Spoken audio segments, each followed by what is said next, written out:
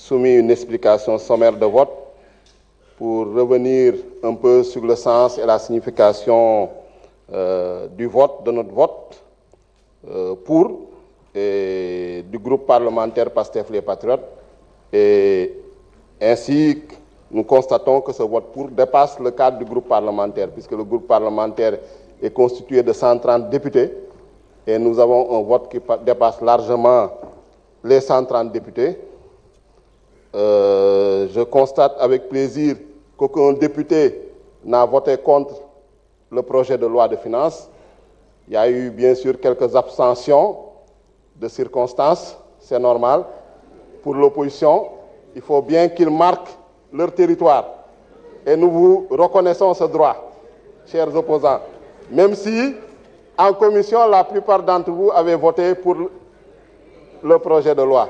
Mais bon, comme on est devant les caméras, il faut maintenir l'illusion d'une divergence, il faut maintenir l'illusion des désaccords qui ne sont qu'artificiels et superficiels. Mais profondément, je pense que vous êtes favorable à ce projet de loi et les débats en commission l'ont démontré. Et nous nous en félicitons.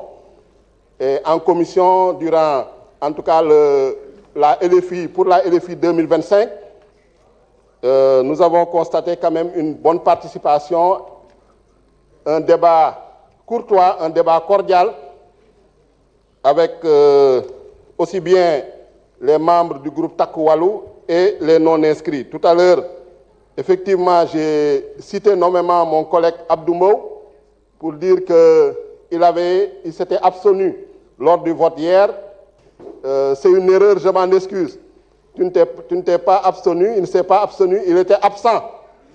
Comme d'habitude, il n'était pas là. Donc c'est une méprise. Effectivement, j'ai cru qu'il était là, mais il n'était présent qu'à 2 séances de commission.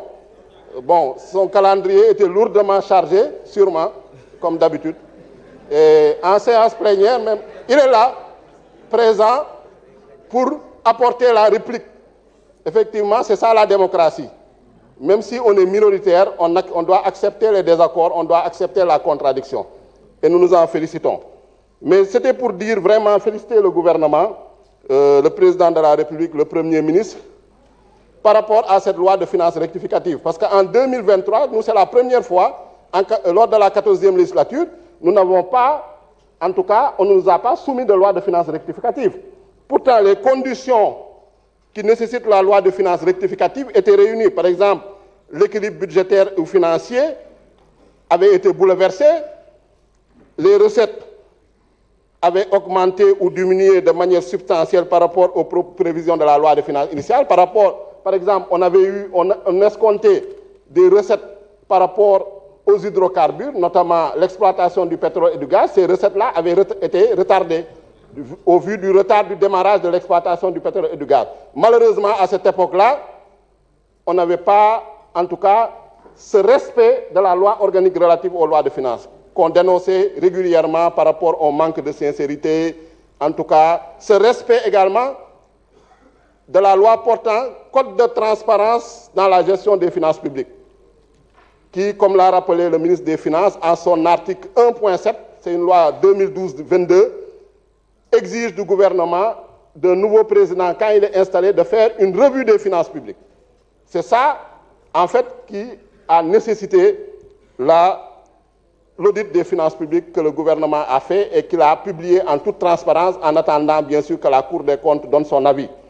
On a reproché au ministre des Finances et du Budget de n'avoir pas soumis la loi de finances rectificative précocement. Mais le ministre des Finances et du Budget, je vous rappelle, s'était présenté pour le débat d'orientation budgétaire. Il avait été chassé comme un malpropre à l'époque par Abdou Mbow et son groupe parlementaire. Donc, en violation de l'article 3 du règlement intérieur. Donc, comment il va présenter une loi de finances rectificative dans ces conditions? C'est impossible, reconnaissons-le.